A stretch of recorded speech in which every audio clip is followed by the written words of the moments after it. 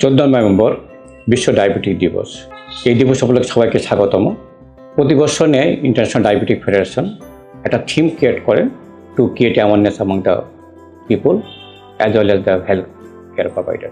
এই বছর থিম হলো ডায়াবেটিস অ্যান্ড ওয়েলবিং। তাৎপর্য হিসাবে যদি চিন্তা করি এই মিনিংটা, ডায়াবেটিস রোগীদের সুস্বাস্থ্য রক্ষায় আমাদের অঙ্গীকার হওয়া উচিত। সুস্বাস্থ্য বলতে কি বুঝি?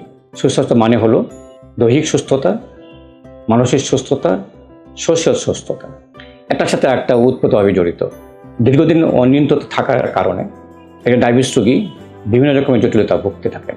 নিয়ারলি 50 থেকে 60% ডায়াবেটিস রোগী যখন তাদের ডায়াবেটিসের বয়স 5 থেকে 10 বছর হয়ে যায়, ডায়াবেটিসজনিত কারণে হার্টের সমস্যা, কিডনির সমস্যা, স্নায়ু, চক্ষু এবং পায়ের ক্ষত, বিভিন্ন রকমের পায়ের ইম্পুটেশন, বিভিন্ন রকমের মারাত্মক জটিলতা তারা ভোগে। যেই মুহূর্তে তাদের ডায়াবেটিস ধরা পড়ে তখন থেকে তার মাথায় একটা মানসিক স্ট্রেসের মধ্যে তারা পড়ে যান।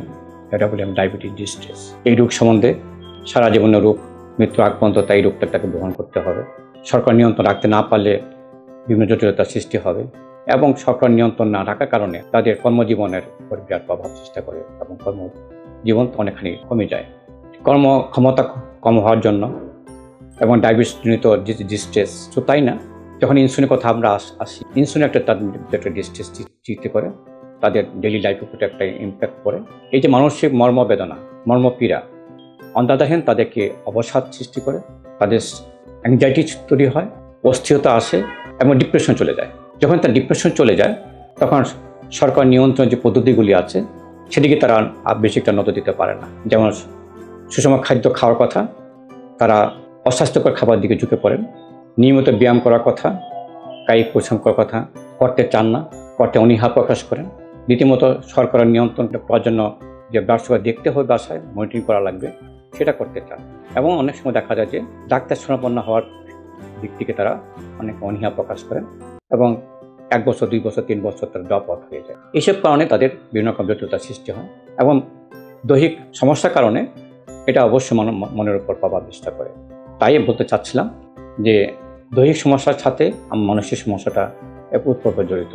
তো তাই না, সোশ্যাল সাইটে তারা নিজেকে গুটিয়ে রাখার চেষ্টা করে, বিভিন্ন অনুষ্ঠানে যেতে চান না। সব কিছু মিলিয়ে যে সুস্বাস্থ্য বা সুস্থতা তাদের হয়ে ওঠে না।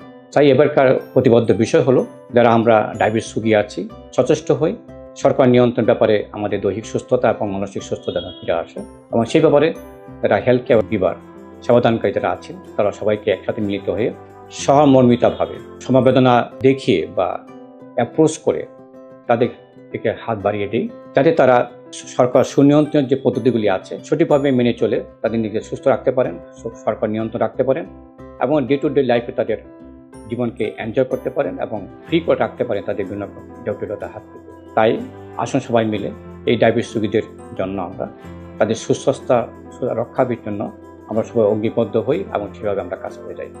ধন্যবাদ।